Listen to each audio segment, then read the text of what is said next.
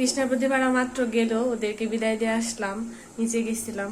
এত খারাপ লাগতেছে, খুবই খারাপ লাগতেছে। বৌদি যাওয়ার সময় এত কান্নাকাটি করছে, অনেক কান্নাকাটি করছে। উনি অনেক মিশুক মানুষ ছিলেন, মানে আশেপাশে ওনার আশেপাশে যারা ছিল ওনাদের সাথে ওনার অনেক ভালো কানেকশন ছিল। যাওয়ার সময় অনেক কান্নাকাটি করছে, খুবই খারাপ লাগতেছে। এইখানে এখন তো আমার পরিচিত আর কেউ নেই, একদম একা হয়ে গেছে। ওরা আসতো যাইতো, আমিও মাঝে মাঝে যাইতাম, স্পেশালি কৃষ্ণপতি বা বাচ্চাগুলো। আমার কানেকশনটা বেশি ছিল বাচ্চাগুলোর সাথে, তো আমার অনেক খারাপ লাগতেছে।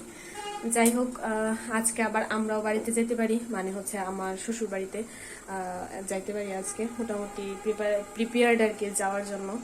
এখন মানে 90% শিওর আর কি যে আমরা যাইতে পারি। এইদিকে আমি একটু চা করলাম, ওভেনে গরম জল করছি। গরম জল কইরা গরম জলটাতে পাতি মিক্সড করছি, আর ওই মগটাতে একটু আদা থেতো করে লেবুর রস দেয়া একটু চিনি দেয়া চাটা তৈরি করছি আর কি। ভালো লাগতেছে না, চা করার সময় কৃষ্ণার কথা মনে হয়েছে, কারণ ও অনেক পছন্দ করতো আমার চা। আর এদিকে একটু মাছ রান্না করতেছি, আর সাইড ডিশ হিসেবে হচ্ছে যে একটু বেগুন ভাজি করবো।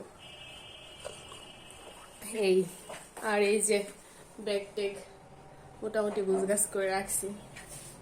এইখানে আমি ছোট্ট বাসটা নিয়ে যাবো, এটার মধ্যে আমার কিছু সাদা জিনিস টিনিস। আমার খুব খারাপ লাগতেছে ওদের জন্য, অনেক মানে একদম খালি খালি লাগতেছে।